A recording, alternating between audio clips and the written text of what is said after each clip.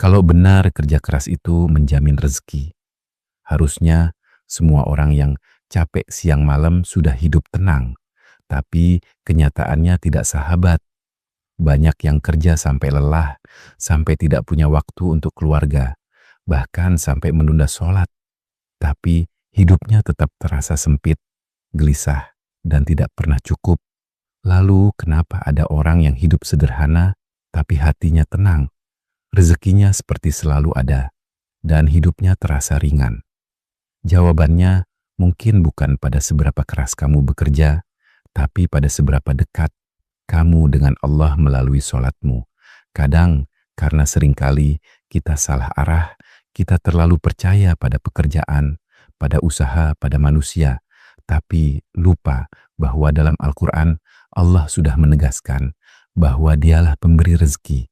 Artinya semua yang kita kejar selama ini hanyalah perantara, bukan sumber.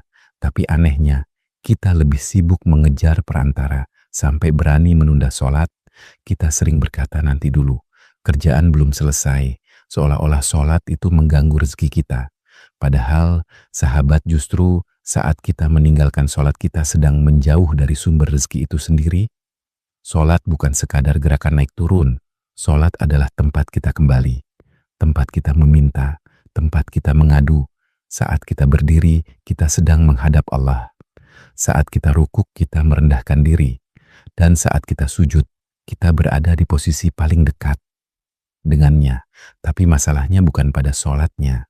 Masalahnya pada hati kita yang tidak hadir, tubuh kita di sajadah.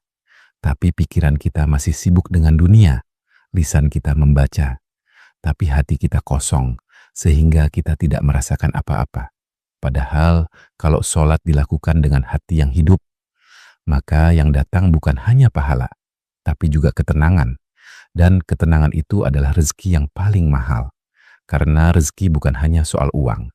Rezeki itu adalah hati yang tenang, tidur yang nyenyak, keluarga yang damai, hidup yang terasa cukup, dan urusan yang dimudahkan. Banyak orang punya uang, tapi kehilangan ketenangan. Dan banyak orang yang sederhana, tapi hidupnya penuh keberkahan. Disitulah letak rahasianya. Semakin kita menjaga sholat, maka semakin Allah lapangkan hati kita. Semakin kita dekat dengannya, maka semakin kita merasa cukup. Bukan karena kita punya segalanya, tapi karena Allah cukupkan hati kita. Jadi, kalau hari ini kamu merasa rezekimu sempit, hidupmu berat, dan hatimu gelisah, jangan hanya menyalahkan keadaan dan jangan hanya menambah usaha. Coba lihat kembali sholatmu. Sudahkah kamu menjaganya? Sudahkah kamu benar-benar hadir di dalamnya? Karena bisa jadi yang